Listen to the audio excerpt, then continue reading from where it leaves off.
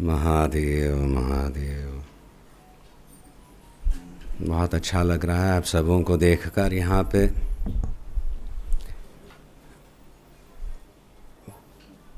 पूज्य श्री का सानिध्य का अनुभव हो रहा है। वो बुलाया करते थे, मैं आता था। मेरे साथ तो फिर कई लोग भी आया करते थे, बढ़िया सत्संग वगैरह होता था। अब कुछ पिछले 4-5 सालों से हम आ रहे हैं यहाँ पे, साल में एक बार कम से कम शिविर मनाते हैं। शिविर की आयोजना होती है यहाँ पे, युवधारा शिविर यानी तरुओं के लिए, और प्रौढ़ साधकों के लिए भी शिविर होता है। तो प्रायः जो है शिविर में एक प्रणाली रहती है, एक क्रम रहता है, तो बस हम उसमें डटे रहते हैं। तो आप लोगों से मिलना ज़रा कम होता है, तो इस बार सोचा शिविर चल रहा है, पर फिर भी जो है एक दिन ऐसे रखें ताकि आप सबों से मिल पाएँ। तो आज पहली बार यहाँ पे आश्रम में मठ देवता भवानी शंकर यहाँ पे नीचे हम लाए, पूजा की हमने साथ में, तो बहुत अच्छा लगा। ये एक क्षेत्र है, ये एक पीठ है जिसको हम गुरुपीठ मानते हैं। यहाँ मूलतः सोमनाथ भगवान विराजमान हैं। पंचमुखी सोमनाथ हैं। सद्योजात वामदेव अघोर तत्पुरुष ईशान, पंचकृत्य परायण हैं, सृष्टि करते हैं वही हैं। अरे मैंने तो सृष्टि की, अभी संभाले और कोई ऐसे थोड़ी हैं, संभालने वाले भी वही हैं। हो गया फिर स्वाहा करने वाले भी वही हैं, संहार करने वाले भी वही हैं। अरे हाँ भाई, भूतगणों का भी रक्षण वही करते हैं फिर निग्रह भी करते हैं। त्रास हुआ तो फिर हम कहते हैं भगवान निग्रह कर रहे हो। क्यों निग्रह कर रहे हो? कैसे निग्रह होगा? कितना मैंने प्रयत्न किया, नौकरी नहीं मिली। तो ये एक पामर स्तर का ये निग्रह है। ये तो अपने प्रारब्ध के अनुसार ही हम भुगत रहे हैं, वस्तुतः उसको निग्रह नहीं कहते। जब हम वंचित रह जाते हैं ना, हमारे जीवन में भगवान का चिंतन नहीं होता है, तब मान लीजिए निग्रह हो रहा है। बाद में देखेंगे करके इस प्रकार की भावना रहती है, तब वस्तुतः उन्होंने अपना स्वरूप ऐसे छुपाया है कि हम बिल्कुल ही भूल गए हैं। अरे ये मानव शरीर मिला है, कब तक है? अभी एक अवकाश है शिव प्राप्ति का, वो भूल जाना है। वो उनका एक विलक्षण निग्रह है। साधक, अच्छा साधक जब साधना पथ पे आगे बढ़ता है, तब उसको लगता है भाई मैं प्रयत्न कर रहा हूँ, पर फिर भी जो है भगवान मुझे दर्शन नहीं दे रहे। वो एक तीव्र साधना में तत्पर साधक के लिए निग्रह का अनुभव है। समझ रहे हो? महकारी है, कुछ है पर पता नहीं चल रहा कहाँ पे। अब आवाज़ हो तो पता चले, है ना? वहाँ पे घंटी बज रही है, यहाँ पे ये फ़ोन बज रहा है, पर महक आए तो कहाँ से इस प्रकार का एक होता है। क्यों? क्योंकि वो सुगंधिम पुष्टिवर्धन है। उनकी आराधना कर रहे हैं ना हम, भवानी शंकर भगवान की, सोमनाथ जी की आराधना करते हैं। तो उस निग्रह की पीड़ा में हमें एक पीड़ा क्यों होती है? मुझे महक आ रही है, मुझे पता है तुम यहीं पे हो, पर फिर भी जो है अभी तक मुझे दृष्टिगोचर नहीं हो रहे हो। हे भगवान, मुझे अनुभव नहीं हो रहा। वो एक तीव्रतम निग्रह का अनुभव है, और उसके उपरांत जो है वो अनुग्रह करने लगते हैं। सो सृष्टि स्थिति लय ये तो पशु भी अनुभव करे, निग्रह अच्छा साधक अनुग्रह है। और गुरु उपदिष्ट जो है, गुरु अनुग्रहित जो है, वो अनुग्रह का भी अनुभव करता है। ऐसे पंचकृत्य परायण पंचमुखी सोमनाथ जी की सन्निधि में हम संपूर्णतया गुरु तत्व का अनुभव करने के लिए आते हैं। और यहाँ पे इस वातावरण में, अर्बुद अरण्य में, यहाँ पे जो मुझे मेरा प्राथमिक प्रशिक्षण हुआ था, इच्छा रहती है जो अब मेरे से जुड़े हुए हैं वो भी यहाँ पे आए, उसका अनुभव करें। और सचमुच चाहे वो युवा पीढ़ी हो या प्रौढ़ हमारे साधक हैं जो 20 साल से मेरे साथ इन शिविरों का आयोजन वगैरह करते आए हैं, सबों को इसका लाभ मिल रहा है। अब पिछले 3 दिनों में काफ़ी कुछ करे आए ना, भजन हुआ, ध्यान हुआ, पहली बार आधा घंटा बैठ के ध्यान किया सब लोगों ने, एक तीव्र अनुभव का। इसीलिए इस शिविर का नाम रखा था अर्बुद स्पंद। अर्बुद कौन है? नाग है, जिसने नंदीवर्धन पर्वत को यहाँ पे लाया था, तो उसको पीठ में खुजली होती है तो थोड़ा ऐसे ऐसे करता है, यहाँ पे भूकंप होता है। तो एक बात है, सही बात है ना, पर वो अर्बुद एक शक्ति भी है, वो स्पंदित हो रही है।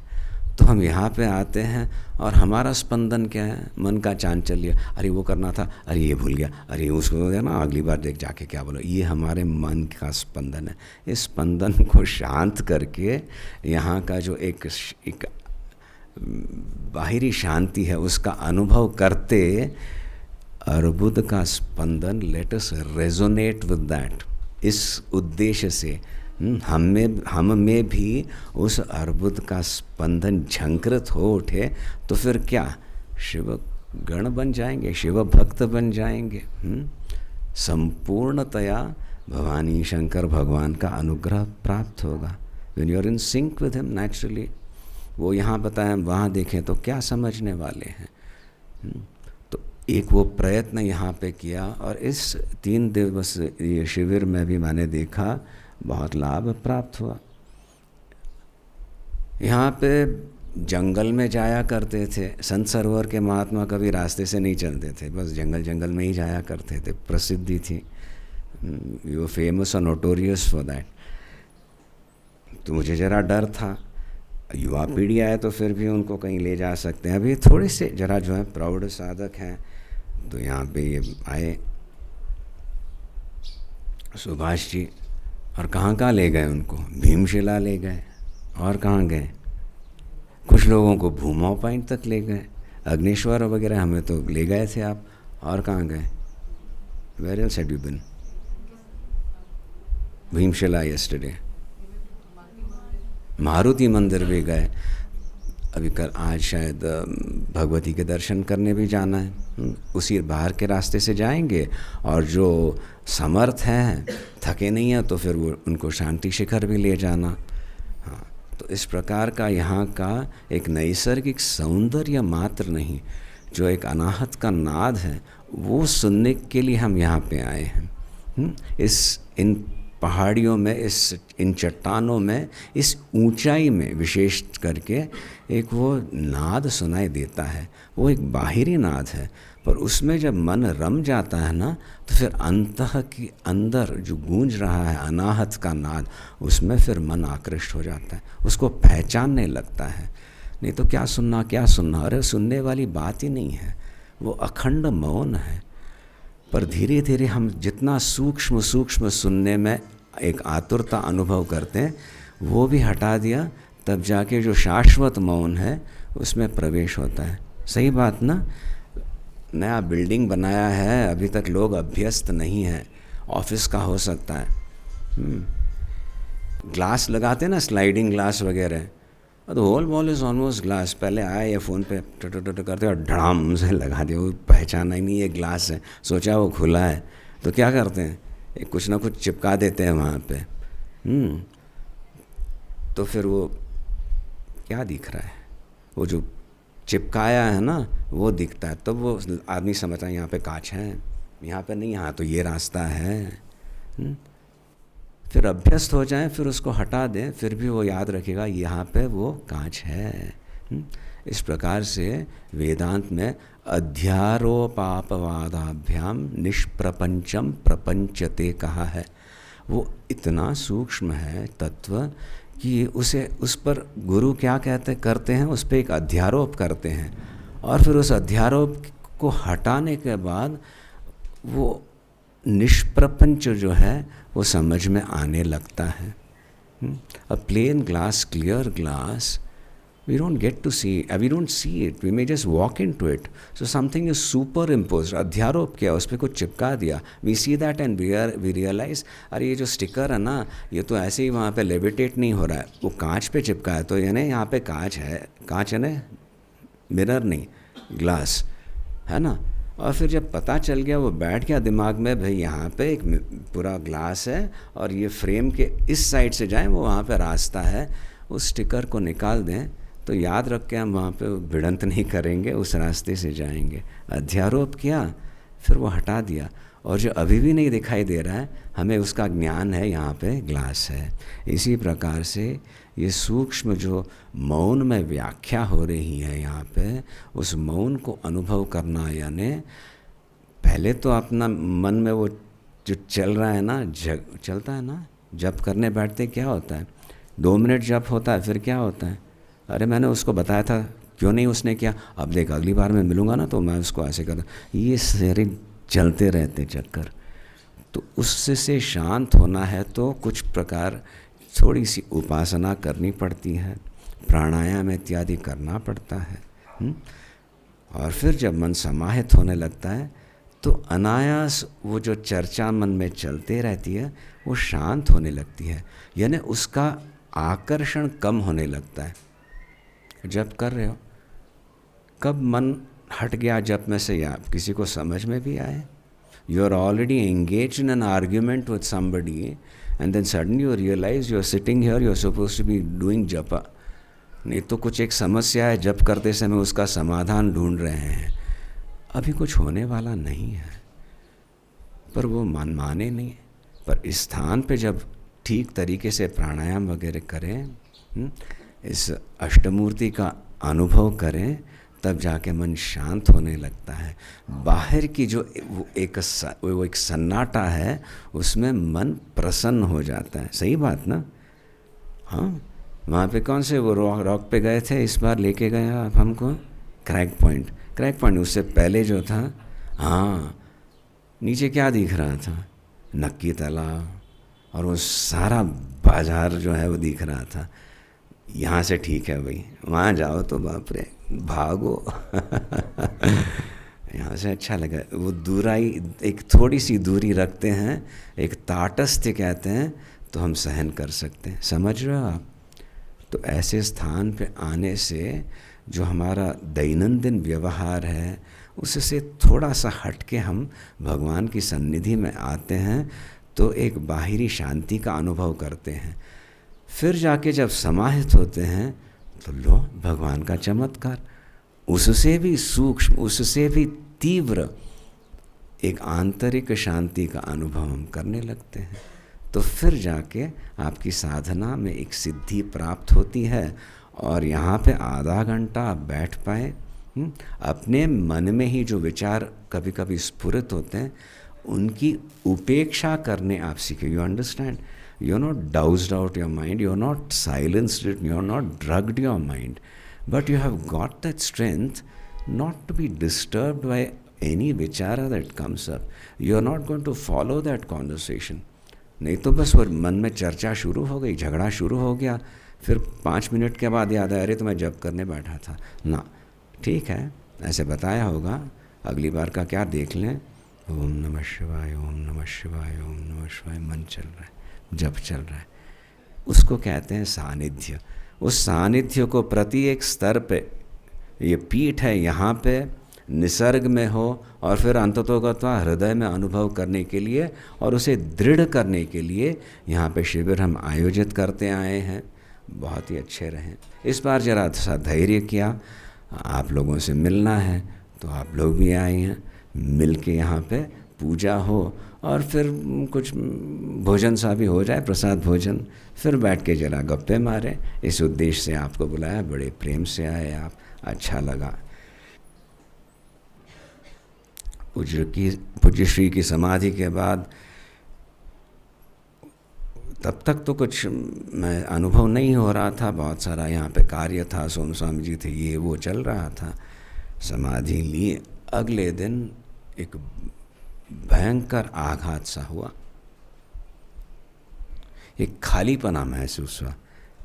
किससे जुड़ूं इस प्रकार सा तब तक नहीं लगा था, समय नहीं था। कुछ एक दिन के लिए ऐसा ठन हो गया, आई थिंक तब वो समय, अरे बाप रे, पता नहीं क्या, एक बहुत ट्रिमेंडस लॉस। फिर कहाँ लॉस, उनका सानिध्य है ही, ये इसको और दृढ़ करने मैं यहाँ पे आता हूँ। तो उसको अच्छी तरह से समझना है हमें। गुरु पादुका स्तोत्र, गुरु भजन स्तोत्र करते हैं, उसमें यही बात बताई है। बस उतनी याद रखें हम यहाँ पे आए क्यों हैं। एक विभूति से परिचय हुआ, उसके कारण परस्पर परिचय हुआ, सही बात ना। तो उसी को लेके आए हैं, मिलना है। तो भी उनका स्मरण करना, उन्होंने जो सिखाया, कैसे अपने जीवन में आप उतारे हो उसे, और उसको बिखेर रहे हो, दूसरों को भी दे रहे हो, ये हम समझने के लिए यहाँ पे आते हैं। तो उस स्तोत्र में एक जो है विलक्षण स्तोत्र है, गुरु भजन स्तोत्र, उस पर हम स्वाध्याय क्या करते हैं। तो एक श्लोक का उल्लेख करेंगे। दीक्षितम शिष्य मोक्षार्थे साक्षात्कृत महत्पदम दक्षिणामुख देवांशम ब्रह्मनिष्ठम गुरुम भजे। अहम गुरुम भजे, मैं गुरु का भजन करता हूँ। किस प्रकार के गुरु का? साक्षात्कृत महत्पदम ब्रह्मनिष्ठं गुरुम भजे। ब्रह्मनिष्ठ ऐसे गुरु का मैं भजन करता हूँ।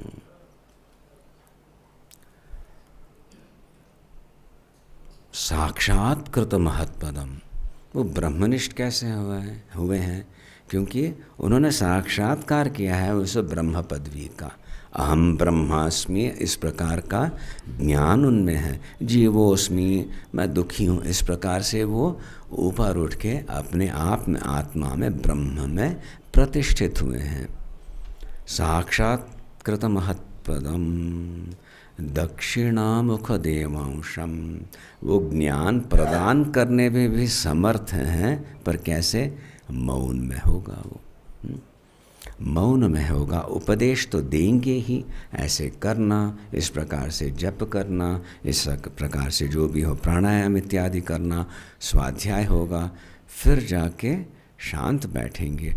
और जो साधक, जो शिष्य उस समय कुछ क्षणों के लिए कम से कम शांत बैठ सकता है, उसे वो ज्ञान मिल जाता है। ईश्वरो गुरुरात्मेति मूर्ति भेद विभागिने व्योमवद व्याप्त देहाय दक्षिणामूर्तये नमः, ये ज्ञान प्राप्त होता है।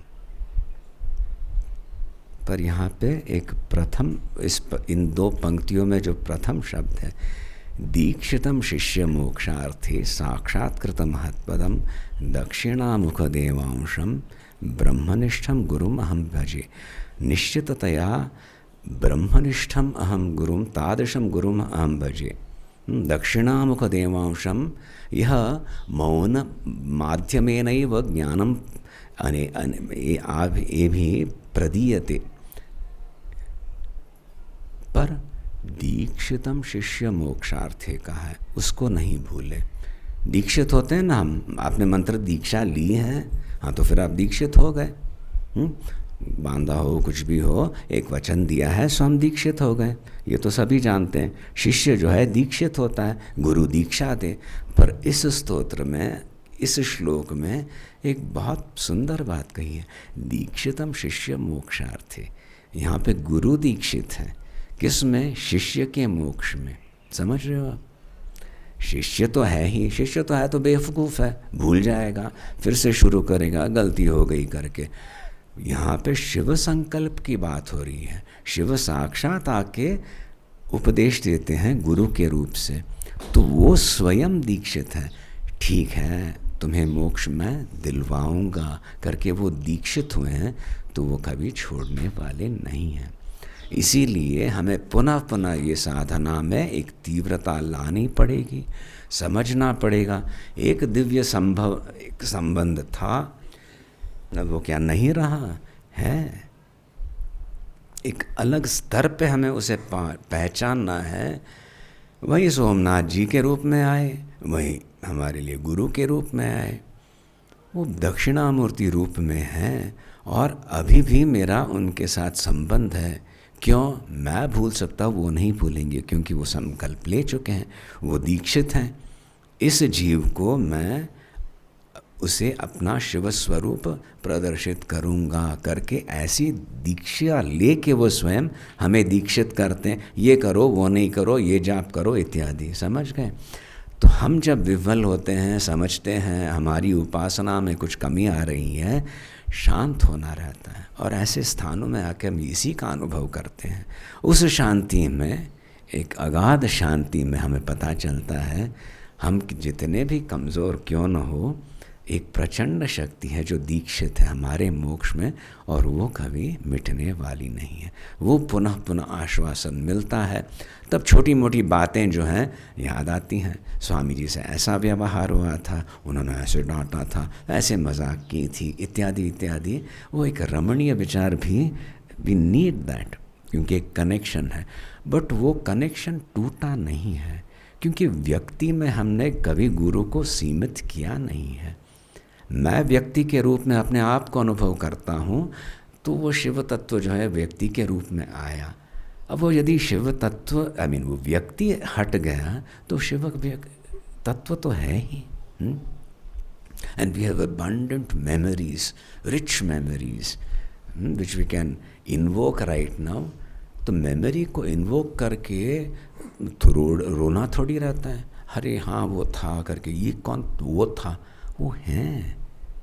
एक संबंध जोड़ने के लिए एक व्यक्ति रूप में आई एक शक्ति, वो शाश्वत है। उस शक्ति को पहचाना हमारा कर्तव्य है, और इसी कारण से भी व्यक्ति रूप में आई थी।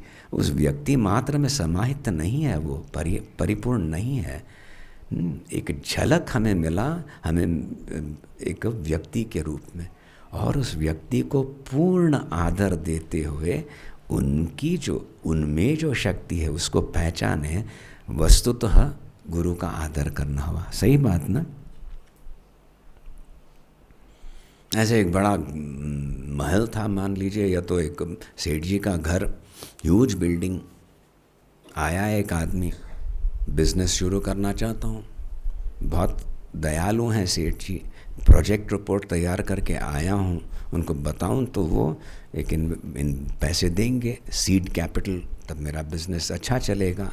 बड़ा कंपाउंड था। आया, किसी ने बुलाया, बैठो यहाँ पे बगीचे में बैठो। बैठा था, काम कर रहे थे लोग उस बगीचे में। फिर एक बागवान आया, वो कुछ कर रहा है, बात कर रहे थे, ये उनसे बात करने लगा, कैसे हैं यहाँ पे सेठ जी? ठीक है, कुछ और बातें हुई, वो कुछ पूछ रहा है, ये बता रहा है। फिर थोड़ी देर के बाद सब चले गए। सेठ जी बुलाए नहीं, ये बेचारा युवा जो है विफल हो गया। क्या हो गया भाई? शायद नंबर नहीं आया। तो उठा जाने के लिए, उतने में एक अंदर से एक नौकर आया और बोला, आइए आप, सेठ जी आए हैं। तो अंदर गया, बड़ा महल सा घर, वहाँ पे गया। फिर देखा तो आ रहे एक व्यक्ति, जरा बेटर क्लोथ्स धारण करके, स्नान वान करके। कौन? वो जो बागवान जिससे बात कर रहे थे ना, वो ये वही था सेठ जी। हम देखो, ये सोचा है भगवान क्या मैंने बोला भाई, पर उस सेठ जी ने उसको टटोल लिया था। और फिर जो था उसको हेल्प किया। इस प्रकार से है। पैसे को देख के हम समझते हैं हाँ ये है, वो तो बागवान है, पहचान नहीं पाएंगे। हमारे स्तर पे आते हैं, एक संबंध बना लेते हैं, मार्गदर्शन करते हैं और फिर बताते हैं शिवो हम, तो फिर वहाँ पे हमें संबंध बन जाता है। नहीं तो फिर प्रवेश ही नहीं उस क्षेत्र में। समझ गए? एक भजन करें आप। हमारे यहाँ पे आने से यहाँ को जो दैनंदिन क्रम है उसमें बहुत उतल पुतल होता है। पर कभी कभी उथल पुथल करने में भी मज़ा आए, नहीं? भगवान नहीं करते हैं? अरे मैं इतना तप कर रहा हूँ, बट बट बट बट करके ऐसे हिला देंगे, बाप रे, मेरा तप रहने दो, मैं आपके शरण हूँ।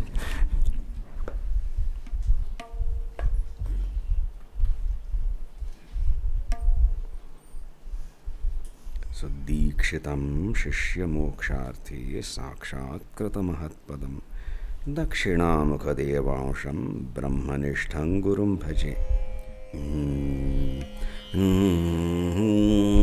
भज ध्यानैक भज ध्यानैक निरत सदा।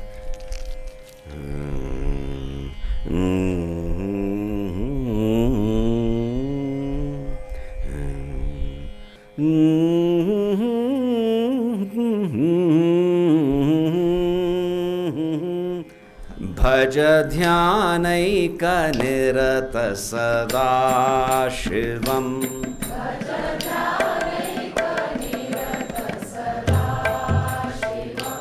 भज ध्यानैक निरत सदा शिवम्।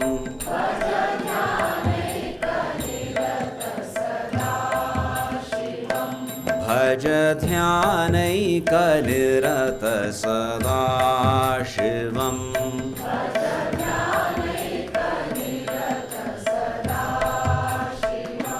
दक्षिणामूर्तिरूपं महादेवम्।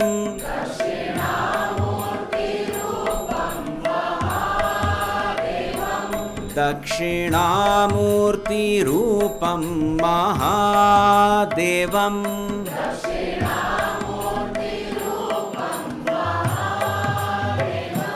वटमूलैर्निलयसुवैभवम्।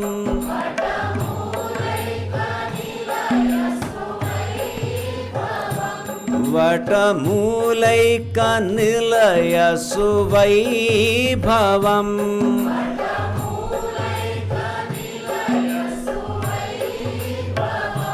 वैभवं वैभवं वैभवम्।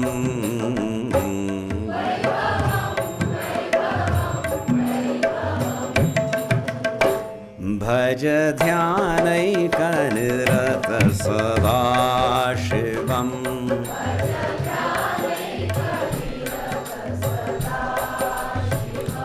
भज ध्यानैक निरत सदा शिवम्।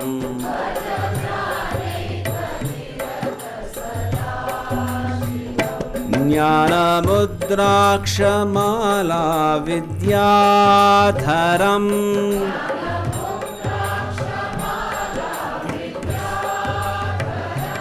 ज्ञानमुद्राक्षमाला विद्याधरम्।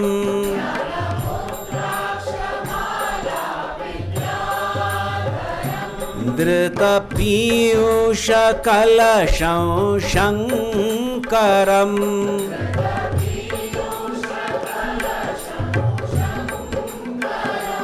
धृतपीयूषकलशं शङ्करम्।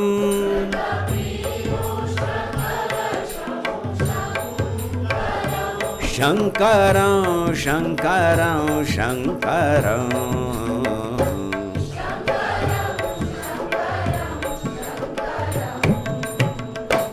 भज ध्यानैक निरत सदा शिवम्।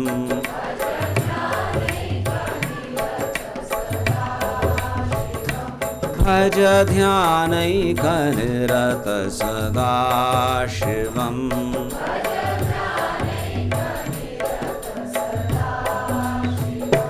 प्रणवाकार प्राकार मन्दिरम्।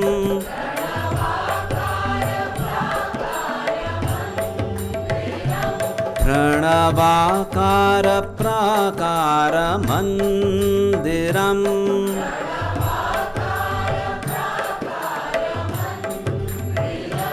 मौन व्याख्यामुदित मुख सुन्दरम्।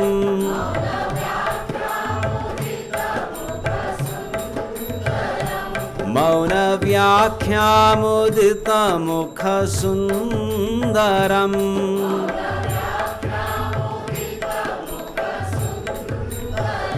सुन्दरं सुन्दरं सुन्दरम्।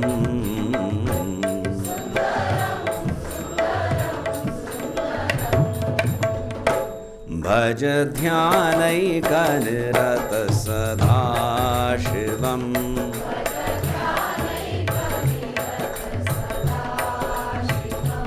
भज ध्यानैकनिरत सदा शिवम्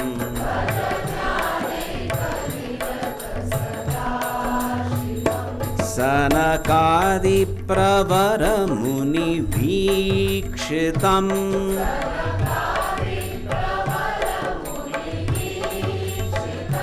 सनकादिप्रवरमुनिभीक्षितम्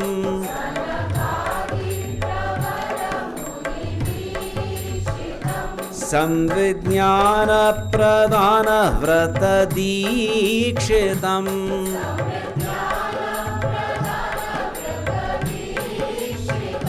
संविज्ञानप्रदानव्रतदीक्षितम्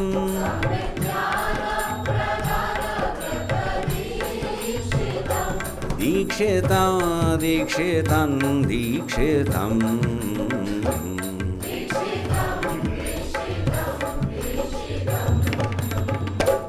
भज ध्यानैकनिरत सदा शिवम्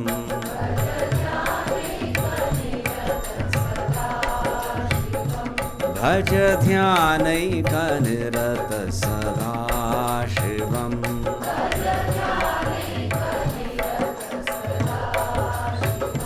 भज ध्यानैकनिरत सदा शिवम्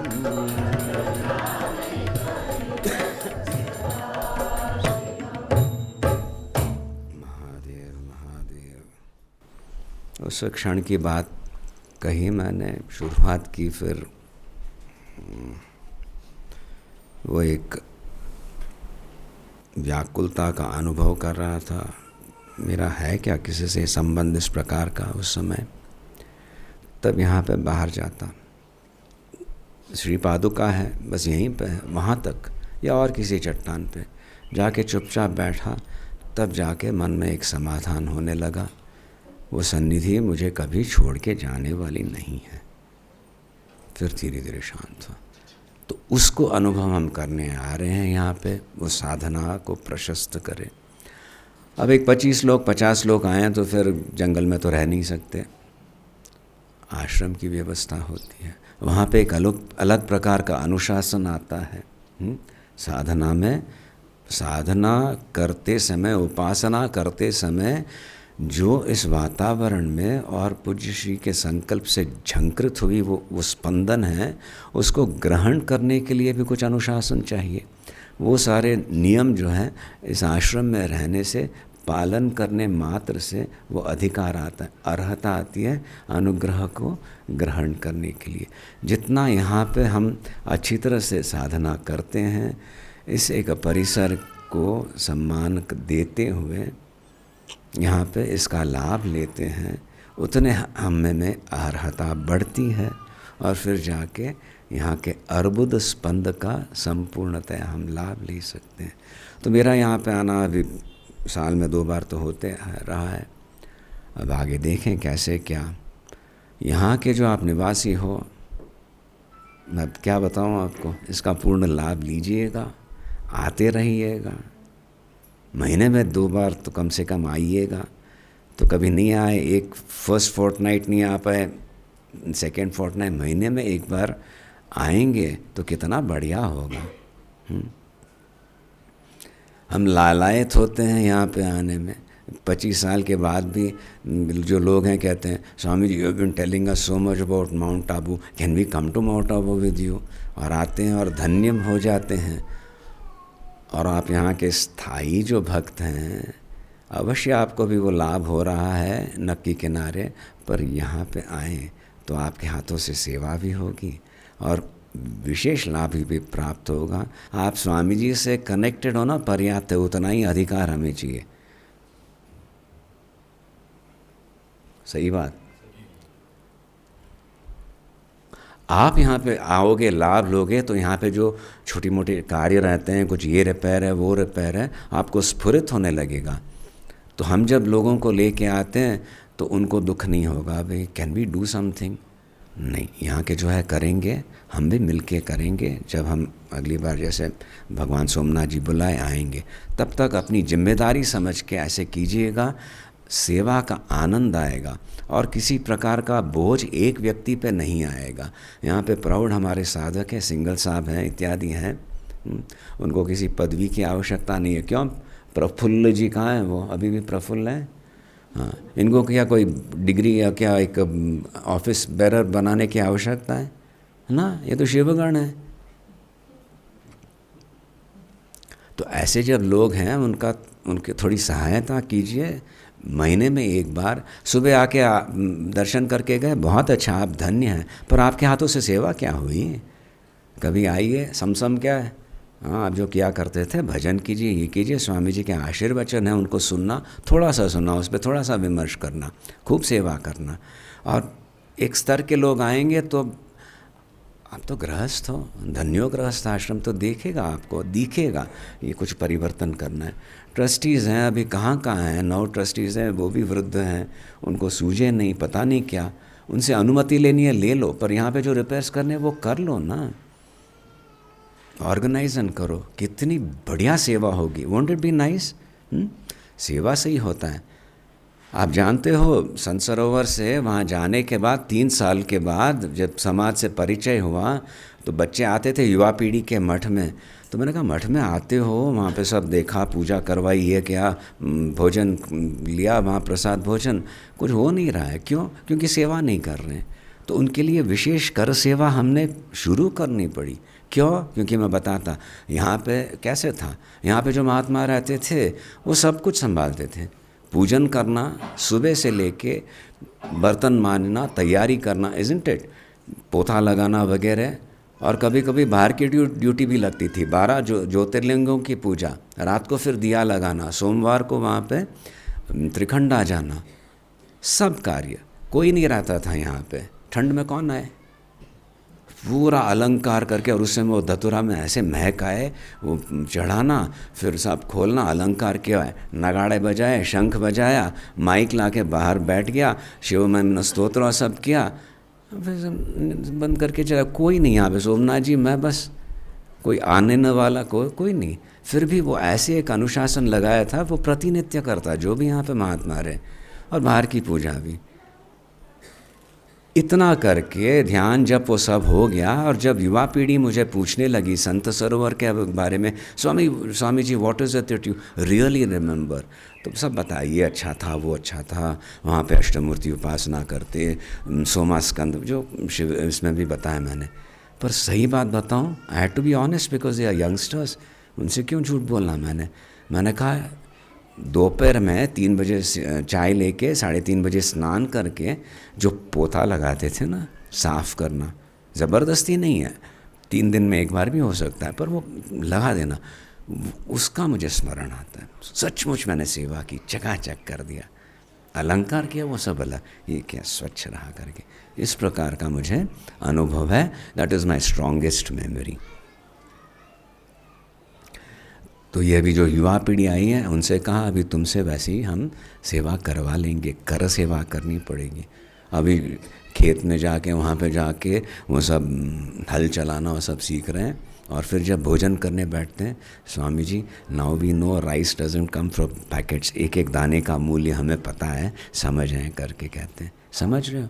इस प्रकार का अवकाश देना आप भी थोड़ा कीजिए, प्लान इट आउट, छोटे छोटे ऐसे ग्रुप्स करके location wise, 5 of us will definitely be here on this Sunday, ऐसे कीजिए। इतना लाभ मिलेगा, इतना मन में शांति मिलेगी, आपका व्यवहार हो, बिजनेस हो, इवन फैमिली रिलेशनशिप्स जो हैं उसमें एक सौम्यता आने लगेगी, जो झिझराहट जो होती है वो सब शांत हो जाएगी। पार्टिसिपेट। इनफ। ओम नंदन्तु साधकाः सर्वे विनश्यन्तु विदूषकाः अवस्था शाम्भवीमेस्तु प्रसन्नोस्तु गुरुः सदा सर्वे भवन्तु सुखिनः सर्वे सन्तु निरामयाः सर्वे भद्राणि पश्यन्तु मा कश्चित् दुःखमाप्नुयात्। ओम शांति शांति शांति। ओम नमः पार्वती पतये हर हर महादेव।